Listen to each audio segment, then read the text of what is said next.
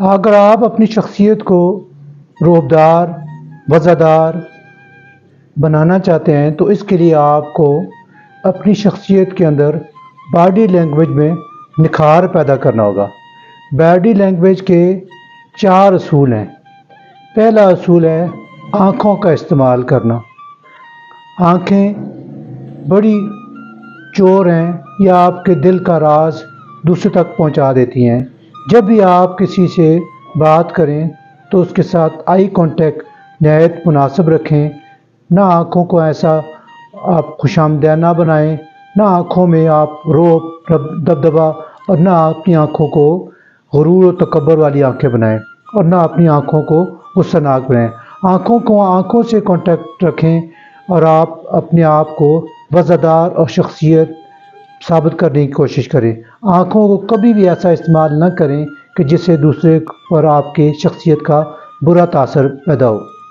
और body language का दूसरा असूल है चेहरे के तासरात, यानी फेशियल एक्सप्रेशन। आपके दिमाग के अंदर क्या है, आपके दिल के अंदर क्या है, आपकी तमाम छुपी बातें दूसरे तक आपके चेहरे के तासरात से पहुंच जाती हैं। लिहाजा अपने चेहरे के तासरात पर ऐसा असर न डालें, ऐसा असर न पड़ने दें कि जिससे आपकी शख्सियत का मनफी पहलू दूसरों तक पहुंच जाए। लिहाजा चेहरे के तासरात को भी अपने कंट्रोल में रखने की कोशिश करें। और बॉडी लैंग्वेज का तीसरा असूल है मुख्तलिफ जिस्मानी हरकत और सकनात, यानी हाथ पाँव का इस्तेमाल करना, भवों का इस्तेमाल करना, चेहरे का इस्तेमाल करना, टांगों का, हाथों का। यानी आप जब दूसरे से मिलते हैं अपने कंधे किस तरह इस्तेमाल करते हैं, अपनी शख्सियत। अब आप किसी देखें, जब आपसे कोई एक वज़ादार शख्सियत मिलता है तो उसके आप चलने के अंदाज से आपको इल्म हो जाता है कि ये वज़ादार शख्सियत है।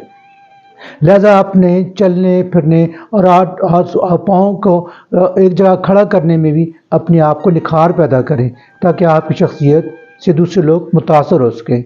और बॉडी लैंग्वेज का सबसे आखिरी असूल है आवाज़। अब आप अपनी आवाज़ के अंदर ऐसा निखार, ऐसा मिठास पैदा करें कि दूसरा आपकी आवाज़ से मुतासर हो। लेकिन आप अपनी आवाज़ को अगर ऐसा नहीं कर सकेंगे तो दूसरा आपसे दूर हटता चला जाएगा। लिहाजा अपनी आवाज़ में मिठास और शाइस्तगी लाएं। शाइस्तगी लाकर आपकी शख्सियत में एक बेहतरीन निखार पैदा हो जाएगा। बस बॉडी लैंग्वेज के 4 असूल ये हैं: आँखों का इस्तेमाल करना, फेशियल एक्सप्रेशन, बॉडी गेस्चर यानी हाथ पाँव और इनकी कंधों की हरकत सकनात, और चौथा असूल है आवाज़ का इस्तेमाल करना।